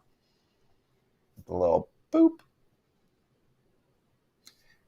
Babbel is the science-backed language learning app. No, that actually works. There it is. Hey there, buddy. Babbel's designed by real people for real conversations. And the speech recognition technology also helps you to improve your pronunciation and your accent, which I know is important, but maybe not as important to me. I feel like I'm not good at mimicking accents. Kratz, I think, takes a lot of pride in doing that. Would you say? You can't roll your R's? Have you gotten to the point where you're rolling your R's? Not even close to rolling my R's. Can you roll your R's? Yeah, it's all about the tongue. Perro, correr. It's all. I can't do that. My tongue is like really stuck to the whatever that bottom thing is that they call it. Oh, retainer? That's disgusting. No, not retainer. Your retainer? Like how there's his headgear. I can't really move my mouth much. Can you roll your R's? Yeah. Oh, that's of course, bro. Come on. I got tongue skills. I don't. So if you'd like to learn tongue skills, Babbel is for you. And here's a special limited time deal for FT listeners. Right now, get up to 60% off your Babbel subscription only for the FT fam at babbel.com/foul. Again, that's babbel.com/foul, spelled babbel.com/FOUL. Rules and restrictions may apply. And with Babbel, you can learn everything you need to have real-world conversations, from vocab words to culture, and all it takes is just 10 minutes a day. All right, let's go to a little That's What He Said. Yeah, and we can start with Mike. That's what he said. That's what he said. That's what he said. That's what he said. In the good stories department, Mike Spence, the starter for the Oakland A's, was working at Target, and now he's a major league pitcher. So full circle moment for him in Minnesota. He said, it's kind of surreal. I was working at Target 6 months ago, and now I'm pitching at Target Field. So he was a minor league pitcher in the Yankees org during the pandemic. He applied for a seasonal job at a Target in North Carolina, which was close by to his hometown of Cary. And then he was selected this past November, first overall by the A's in the Rule 5 draft. So they plucked him. And shortly after finding out he was going to join the Oakland A's, Mark Kotsay texted him and said to call him when he came back from vacation. So they picked him, and then it worked out because eventually he gets called up by a team that obviously is going to be quicker to call players up. You know, easier to get buried on teams like the New York Yankees, where if you're pitching pretty well in Oakland, you're probably going to get the call. True. Yeah. I was probably at that Target last week in Cary, but maybe you can be on a big league mound. Yeah, I'm good. I stood on enough of them. The Kratz, you get emotional on these? Oh, I mean, not emotional, but I feel for the guy. He wasn't in the minor leagues forever, but to be able to do what he's doing, or to be able to get the opportunity to get to the big leagues, probably not the route he was thinking. This is probably not the route that he thought it was going to go. You're in a Yankees pitching heavy organization. They're always, quote, producing pitchers in the minor leagues. And, you know, you're like, oh, I'm behind so many people. And then you get an opportunity to play in the big leagues. I love hearing stories like this. I don't get emotional. I do compare how old they are when I hear about it. I'm like, okay, he grinded for a little bit. He was a grinder. I do love the uniqueness of the stories, because this is where baseball stands out. Baseball has certain categories where they stand out amongst the big boy sports, right? The big sports that dominate, you know, the revenue in America. The debuts we've talked about, there's so many, and they're so special, and they're unique because you don't really have that flowing through a season in, you know, other sports like it does in baseball. But then also the stories that you get really every year, where you hear from a minor league pitcher who makes it to the show, and he's telling you about the job that he was doing not long ago, right? He's like, I'm a substitute teacher this past off season. I'm doing a temp job this past off season. There's just good stories. It also plays to real life, because until you make it to the bigs, unless you were a bonus baby and you got high bonus money, you're not rich, and you need to live your life, and you need to work other jobs, and you can't always make baseball 24/7 for yourself, especially in the off season. It's gotten better, right? With the CBA that they have with the minor leaguers, they've gotten some more rights, but I think some people don't realize that if you get called up to the show and you're a pitcher who hasn't gotten big money, and you might not last for that long in the big leagues, you ain't rich. And after you play for a few years, you're still not rich, and you're going to work another job, you know? Agreed. I worked a job in the minor league, so. Really? What'd you do? I was a shoe salesman. I worked in a sporting goods store. How did I not know this? Come on. Because you never asked. Did you know this? Is that real story? Shoe salesman. Go on. 100% story. 100% real. Okay. So when Placed was in this? Orlando at the mall, at the outlet malls over there. Was this when you first got So my drafted? first year, and I signed 1994. Mm-hmm. It was the strike year. Yep. Right? So we had no instructional league. And so I came home. My parents were like, what are you going to do? And I'm like, I guess I'm going to get a job. So a buddy of mine was working over at the sporting goods store in the mall. It was a big old place. So I went over there and applied, got the job. We ended up having about 3 other of my buddies all work there. It was great for the whole winter. Worked there, did this, did that. It was great. How'd you do? And did you get paid? We worked off off commission. Oh man, we were the best salesmen of all time. Dude. We could sell ice to an Eskimo. We were so good. I mean, we freaking we had the whole thing down. Oh, you came in, you wanted the pitch. All right, Hey. so no, they'd come in because listen, there was a lot of in Orlando. Obviously, we have a lot of visitors, so it's not people that are going to be repeat customers, and we worked off commission. So people are going to think this is not right of me, but it's how I made money. I didn't have no money. Yeah. And they'd come in and people would say, oh, I want a Nike shoe. Mm-hmm. And they're like, okay, what shoe? And they'd pick it out off the shelf and they'd say, I want size 10. And we'd only have like size 9. Oh, they run big. They run big. Next person would come in and be like, I want Nike shoe. Which one? This one. Size 9. I'm like, well, we don't have size. We only have size 10. They run small. They run small. And people, because they were buying them for people back like home, like in Brazil, and not there to try them on. Sure. So they would just be like, okay. And people would come in and buy like 50 pairs of shoes from us. What? Because they're coming from out of the country. Because they're buying them for everybody back home. Yeah. So they would literally come in and buy like 20 pairs of shoes at a time and walk out with like a shopping cart full of shoes. Yeah. I've seen this in the outlets where, especially in the outlet mall where we were, they were buying everything. Yeah, because it's cheaper. I've seen it. Yeah, in the outlets. Have you seen this, Kratz? Like near where I grew up too, you'd go to the outlets, and obviously it's like way cheaper to get certain things. Oh, I see our guest is ready, even though this story's epic. And they just bring like tons of suitcases. Yeah. They just load it up. Yeah. And they take anything. You tell them anything, they're buying it. It was great. We got like 50 cents per pair of shoes, so we were like, we're rich. That's 30 years ago. It was good. See, we learned something new. We do a show every day together. Bob Costas ready to go with us on FT Live. Bob, we appreciate the time. Great to have you on. Somehow I'm going to get us from that to this, although I'm sure. You see, already we're having technical difficulties, aren't we? It's them. It's not you, Bob. It's them. It can't be me. It can't be me. And It's by the not way, you. Claudia, why would Claudia. you go to me and cut short that fascinating story about people just shoveling stuff in an outlet store into pillowcases? And AJ selling shoes. I mean, could you imagine AJ just measuring your foot even? Just to, I can't believe he even touched feet. With one of those slide things. Remember when you were a kid? You stick your foot in The that metal. thing, they slide it very imprecise. Very, very precise. Now you just try it on, and if it looks good, you buy it. Right. There you go. So anyway, I guess it's me now. The other guys, they dipped out. They didn't want to hear from you, but obviously we had you on. We appreciate you coming on. They bailed. We want to really hit on a lot of relevant topics today, but really, it's your relationship with Willie and what Willie Mays meant to you. And just, I want to get to any stories and different things through your life and interactions with him.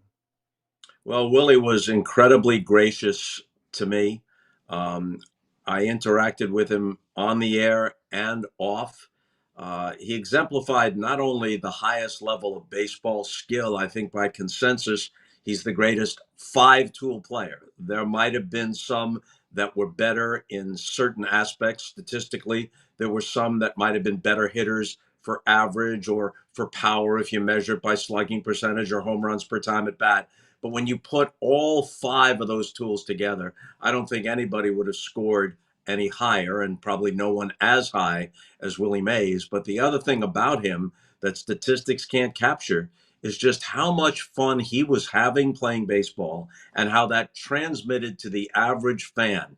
I've said this before. If you took someone to a baseball game, someone who'd never seen a baseball game and didn't know a sacrifice bunt from a sacrifice fly, and Willie Mays was playing in that game, their eyes would immediately go to Willie Mays, even if he wasn't having a particularly big game. He could be 0 for 4. There might not be a chance for a spectacular play, but there was just something magnetic about his presence and the way he carried himself. He had style to spare. Everything he did was stylish. Catching a routine fly ball was stylish. The way he'd toss it back into the infield underhand was stylish. The way he carried himself from the on-deck circle to the plate, everything about him was a joy to watch, and you knew he was filled with joy doing it. And he had this boyish quality, Eric, that just lasted into old age. When he was in his 80s and 90s, when he talked about something that interested him, especially baseball, in that high-pitched voice, he might as well be the 20-year-old kid, romping around the outfield in the Polo Grounds for the New York Giants, because that's what was in his heart, that love of the game. We've talked about top 3 players of all time. We've heard Babe Ruth, Willie Mays, and Hank Aaron are really up there for us. But all I hear today is ex-players and current players that interacted with him is about what he meant to them and what kind of role model. Is there more of a impacting role model that there was in the game?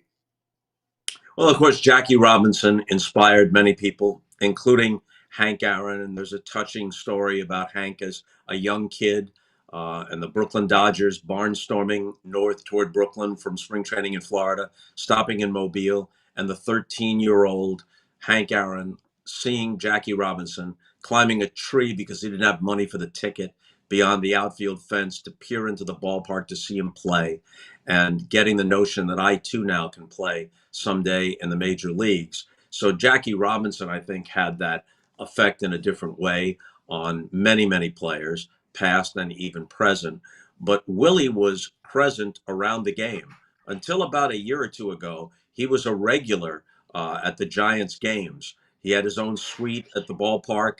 And when he would enter the locker room, and often he entered the visitors' locker room, wanted to see new players, wanted to see up close players he'd heard about. And of course, the waters parted when Willie walked into a clubhouse. And you could be a superstar like Barry Bonds or Ken Griffey Jr. or Mike Trout. If it was Willie Mays, well, then everything stopped. And the reverence, not just respect, the reverence that other players, his contemporaries and players today, had for him was palpable. And he reciprocated that by being so kind to everybody. If you wanted a relationship, if you were a ball player and wanted a relationship with Willie Mays, you had it. He'd give you advice. He'd give you encouragement. He wasn't like, hey, I might be the best who ever lived, so, consider yourself lucky that I give you 5 minutes of my time. No, he really engaged with everybody, especially players. I want to talk about his actual skill on the field. You said the best 5 tool that there was. I went through his baseball reference today, and I know WAR is not the end all be all, but it's something that we use as like, how do we compare it to the other? He technically, if you're going by WAR, could have won, to my count, 8 MVPs. Do you feel like he was slighted too many times in not winning the MVP? Well, you know what the MVP used to be? For the most part, there were exceptions. But back when it was one league and you won the pennant and went to the World Series, being on the pennant winner or a team that went right to the wire was a huge edge. Now, there were exceptions, like Ernie Banks won it back-to-back, and the Cubs were a second division team both times. But if the question was, who's the best player in the National League, then for more than a decade, the answer had to be either Willie Mays or Hank Aaron. So they should have divided like a dozen MVP awards, and it didn't work out that way. Willie won 2, and I think Hank might have won only 1, which is almost impossible to believe. Until Barry Bonds came along, the record for most MVPs was 3. I think Roy Campanella won 3, Yogi Berra won 3, Mickey Mantle won 3 in the American League, and probably should have won 5. But that's a different conversation. But was Willie Mays the best player or the co-best player along with Hank Aaron? With all due respect to Frank Robinson, who was in the National League for a long while, and for Roberto Clemente, was Willie Mays or Hank Aaron the best player in the National League for a very long time? Yes, but that didn't mean you won the MVP every year, because voters looked at it in a different way than they do now. That's good. That's great insight from that time to see where we have the MVP voting right now. All right, last one for me with Willie here. Mm-hmm. What's your favorite Willie Mays story? Your personal favorite Willie Mays story? Well, I don't know if it's the best one, but it's one that pops to mind. He had that high-pitched voice. Bill White, who later became a baseball executive and a baseball announcer, but he was a very good first baseman. His career started with the Giants, I think, in New York. Then he was a Cardinal, and after that, a Philly. So now he's with the Cardinals, but he has a friendship with Willie Mays. So the Cardinals play a day game against the Giants at Candlestick Park, and Willie invites Bill White to come over to his house for dinner. And Bill brings Bob Gibson with him. And Gibson shows up, they ring the doorbell, and there's Gibson, and Gibson is wearing glasses, which he often did when he wasn't pitching, but he didn't wear them to pitch. And Willie opens the door, and he sees White, and he sees Gibson, and he looks at Gibson, and he goes, "You wear glasses? You're going to kill somebody." And one thing about Willie was, Like Frank Robinson, you could throw one right under his chin, and he just stood right on top of the plate. Don Drysdale, I think, hit him like 15 times or something, because Don would come sidearm and he'd like to brush people back. In fact, Drysdale was famous for saying, as he walked past a star player on the other team, "Where would you like one today?" So Drysdale and Frank Robinson, that was a thing. But Willie did not like to be thrown close to. Willie would bail a little bit. So it definitely concerned him that Bob Gibson might be squinting into Tim McCarver when Willie was in the batter's box. That we need to look at. We need to get a split. Nowadays, we'd have a split. Ever since that story came out, Willie's been hitting X off of. If he found out that Bob Gibson doesn't wear glasses, there'd be a fear factor. But that is tremendous. Go ahead. Another thing, like Brian Kenny, who's great with this stuff, with the analytics and with digging deep into the numbers. And, some things we just take on faith. Candlestick Park wasn't a great park for Willie to hit in. And, the winds were difficult. It was a difficult place to play. And yet, Brian had statistics today on the MLB Network that showed during a prime chunk of his career, all of Willie's numbers were better at Candlestick Park than they were on the road. So maybe Candlestick didn't hurt him quite as much as we were led to believe. That's good. So the numbers help paint a different story. I like that. Rickwood Field game. Yeah, it's going to happen tomorrow. Mm-hmm. This was really, I think it's a great thing that MLB is doing. Is it going to be missing something without Willie, or is it going to be a great celebration of Willie's life? Yeah. Well, we knew for a while that he wasn't going to be able to make it. Even with a medevac plane, he just wasn't up to it, obviously. He was in his last days, and I kind of inferred that talking with some Giant people, that it wasn't just that he wasn't up to traveling, but that his days were numbered. The game is a tribute, yes, to the Negro Leagues, but it was also designed as a tribute to Willie Mays, who played at Rickwood in Birmingham as a 17-year-old member of the Birmingham Black Barons in 1948. I think from the reaction when they announced Willie's passing at Rickwood last night, because they were playing a minor league game there as part of a days-long celebration of the whole thing, and the reaction around baseball when it was announced at Major League parks, I think his presence will be felt. And in a way, it's poignant and almost poetic that he would pass away at virtually the same time as this game is going to be played at Rickwood in his honor. And in a very important sense, he'll still be there. And I think Major League Baseball is doing a good job of celebrating that and putting it at a field that a lot of people didn't know. He played in the Negro League as a 17. Technically, I think if I got this right, as a 16-year-old, but then he got picked by the team, and then he played his first year as a 17-year-old. Am I right in that? I think that's right. I also know this, that when he was like 11, his dad was a very good player, amateur player, who taught him a lot about the game. And when he was 11 or 12, he was playing with men. He was playing with 18, 19, 20-year-olds because he was that good. That's incredible. And he took a year off for military service, I think in 1953. Also, just things that if you don't know about Willie Mays, you better check his baseball reference page. I'll tell you a couple of things about that. He missed most of 1952, which would have been his second year. He's a rookie in 51, and all of 53. Then he comes back in 54. He makes the famous World Series catch. And in 55, he hits 51 home runs. So let's say, conservatively, since he almost never missed a game, he averaged 150 games a year back when it was a 154-game season before expansion. For many years, he played virtually every game. So let's assume, conservatively, that he would have hit 30 home runs in 52 and in 53. Well, then you add those to his 660 home runs, lifetime home runs. I think he might have hit 4 or 5 before he went into the military in 52. But anyway, he gets past Babe Ruth's 714 before Hank Aaron does. Now, that doesn't mean that Hank wouldn't have overtaken him, because Hank wound up at 755. But it changes the whole course of history if it happens that way, because then Hank doesn't face as much resentment and bigotry and the death threats and everything, because then he's chasing another black man instead of chasing the record of Babe Ruth, which bent some bigots out of shape. So the whole narrative would have been different. And I think in a way, it's just as well, because Henry Aaron was always the underappreciated one. Mantle and Mays were perhaps more glamorous. They started in New York. Mantle played his whole career in New York. They were very dynamic. And Hank, playing in Milwaukee, didn't get as much attention.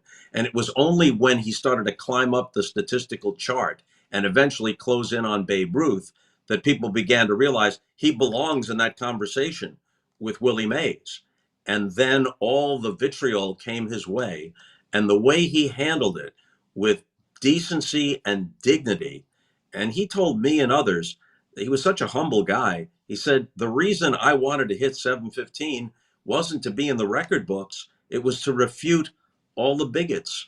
So he triumphed over them. And in the end, he's universally regarded, not just as a great, great player, but as a significant civil rights hero, as a great American, which he was. So in a way, it's better because Willie has his place in history, and it's not diminished by having 660 instead of 715. Hank Aaron has his distinct place in history. When I think back on the great players, all of whom I was lucky enough to know and interview, and in some cases eulogize, from the generation before me, DiMaggio, Williams, Musial, then the next generation, the players I remember as a kid, Mays, Mantle, Aaron, you can throw Roberto Clemente in there. We're obsessed with ranking them, and I guess it's fun to rank them. But here's what's interesting. Nothing that any of them were diminishes what any of the others were. Ted Williams doesn't diminish Stan Musial. Musial's a different player in a different league, in a different city. They each exist in a way that does not in any way diminish the other. Same thing with DiMaggio. His mystique is different. Mantle is like the star-crossed Roy Hobbs from the book and the movie The Natural. His story is about what might have been almost as much as what was. And Hank Aaron is the true all-time home run king who didn't just chase down Babe Ruth, he stared down bigotry. And Willie Mays is the greatest all-around player who exemplifies not only skill, but joy. Each of them have their own distinct place. Roberto Clemente wasn't the power hitter that the others were, but he was obviously a distinctive and stylish player, and he died as a hero on a mission of mercy. They all have their place in baseball history, and without each of them, the story of the game would be less rich. Not one without the other. I love That's that. right. That is a great soliloquy of baseball and how it all comes together. Everybody around it, every rule changes, everything that changes it. Kind of like talking about this whole ABS system stuff, the automatic ball strike system. Where do you think this? Did you see the news release that they had yesterday that they're moving it to in AAA, and most likely it's going to be the challenge system once it makes it to the big leagues? Well, I think if you're going to have it at all, the challenge system makes the most sense. And there's actually a strategic aspect to that. Might be a hitter who's thinking about his own batting average that wants to use the challenge with 2 out and nobody on in the second inning. And the manager said, no, we need to use it in a more important situation. But if it's limited, I don't know how many, 3, 4, 5, certainly not more than that, limited to that many times a game. And the way I understand the technology, the verdict should be much quicker than most challenges on plays on the field, plays on the bases, whatever. I had one last night. I was doing the game on TBS, the Yankees and the Orioles, and there was a pickoff play at first base. Mateo of the Orioles was picked off, was ruled out, and it took a very long time before that call was upheld. You wouldn't have anything like that with an ABS system when it's balls and strikes. I think it would be almost immediate to get the verdict. Do you think the strategy will be, because we talked about it yesterday, I have to let AJ use all the challenges, because if I'm getting my 3 at-bats per week as the backup catcher and I'm using them up, they're going to put reins on me. They'll be like, I'll be sitting here like this, and they'll go, nope. So do you think the strategy will be different team to team? Yes, and batter to batter, place in the lineup, circumstance in the game. It may be a crucial situation late in the game with men on base, or it may be that you want Aaron Judge to get this extra swing, even though it's the third inning with 2 out and nobody on, and you wouldn't use it if it were a lesser player. That there is going to be a little bit of more than a little bit. There'll be some discretion involved, and it'll be interesting. Yeah, definitely. Bob, thank you so much for coming on, talking about Willie. Nobody better to come on and give your time for us. We really appreciate it. I chased Bronny and AJ right out of the building. I don't understand this. What have I done to offend them? What can I do to get back in their good graces? I don't think there's anything. It's your smashing good looks and your incredible voice. They were intimidated. I figured I'd stay on because I'm the uglier part of the group, and I don't have that. I don't have the ego that they have. So you scared them off, just like a Bob Gibson with no glasses scared Willie Mays off. Yeah. You're the everyman of the trio. Yes. There you go. Thank you very much. Have a good one, Bob. See you, man. See you soon. All right, now we're going to bring on, I think we're going to bring old severe weather Florida Scott Braun back on. There he is in the good, red baby. leather. Is that You hear real me red good? leather or is that pleather car? We can hear you. I don't know. My brain is mashed right now, but it's probably fake, knowing me. So is my internet right now. So apologies, FT fam. You know this happens. Actually, not as frequently as I would expect for stormy Florida, but we've got power outages in the area. So great job, Kratzy, on the combo. I heard the back half of it as I scurried to the car to finish off the show strong. That's what we do here. AJ's holding down the fort, trying to get the internet back in time, but otherwise we'll just end a few minutes early. And thus is life, folks, when you do shows from all over the country, but NBD. But also, yes, Costas was awesome from what I heard. I will listen back to more of it later on, and he did not scare us off by any means. We'll send him a nice text and tell him to stop shutting down our internet when AJ and me are together, because we have very precious few moments together on shows. So anyway, want to win some people some money potentially?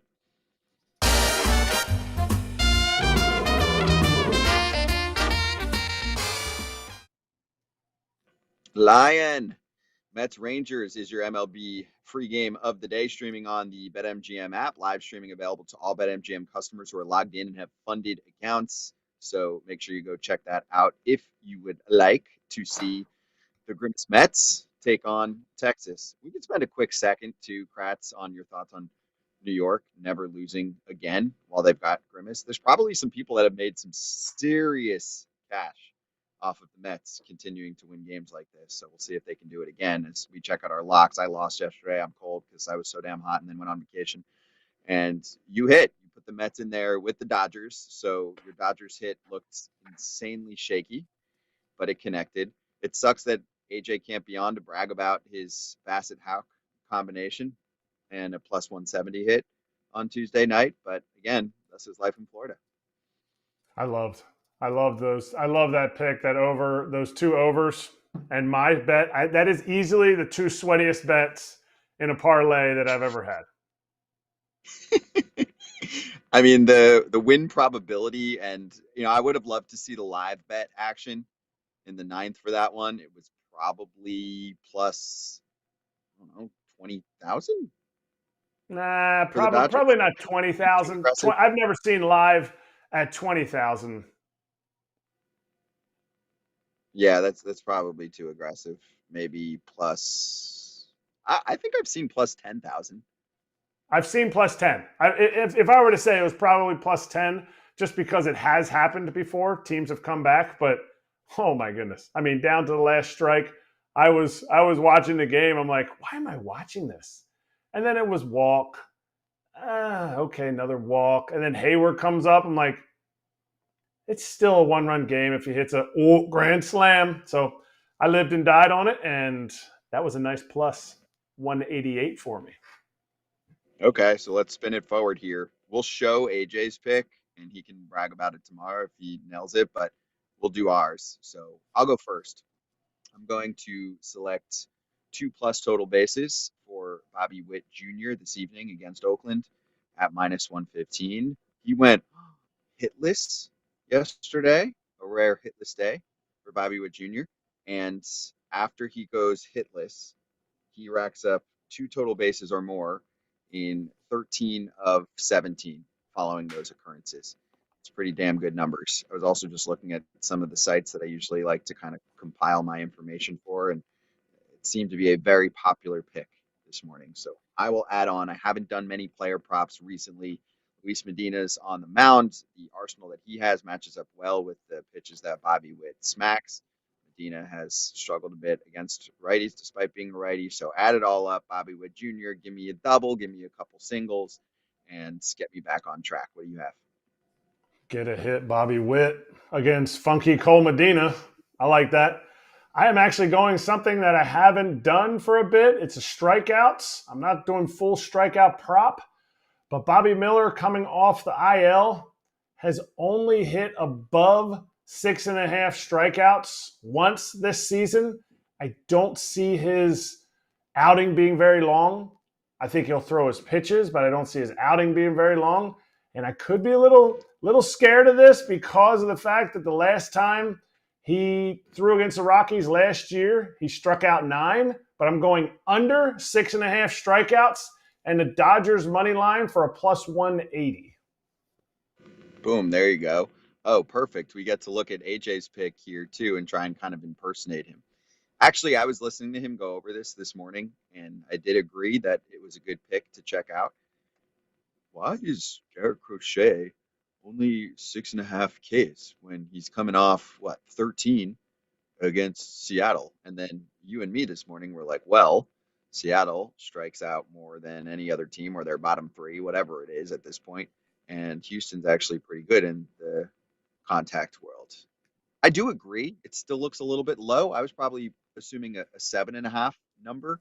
Some of this could have to do with the fact that they maybe don't see him going that deep into this outing. I don't know. But what do you think about the 6.5 over for AJ at +110? I like it. I really do like it. And I actually looked at it too because I'm a sucker for that plus money. I wanted that one +110. So I'm in agreement. I mean, it's not just his last outing. His last 5 outings, 4 of them have gone over 6.5 with an 11, a 10, a 13. So I like it. Houston does not strike out much, but when they do, it's a certain type of pitcher, and hopefully it's that fastball cutter / slider. I think it's a slider, but they're calling it a cutter combo. He didn't even throw any off. He threw one off-speed pitch the other night against the Mariners. So, hey, Houston might not be able to hit it. They're still struggling offensively, and they have a tough time against the White Sox. So let's take that over. Okay, there you go. And for the Swing for the Fences game, there's your information on the screen right now for your chance to win a $50 bonus bet daily. It is free to play, and for more information on all of this, we'll post it in our description. So look out for that. And now time for us to slap hands.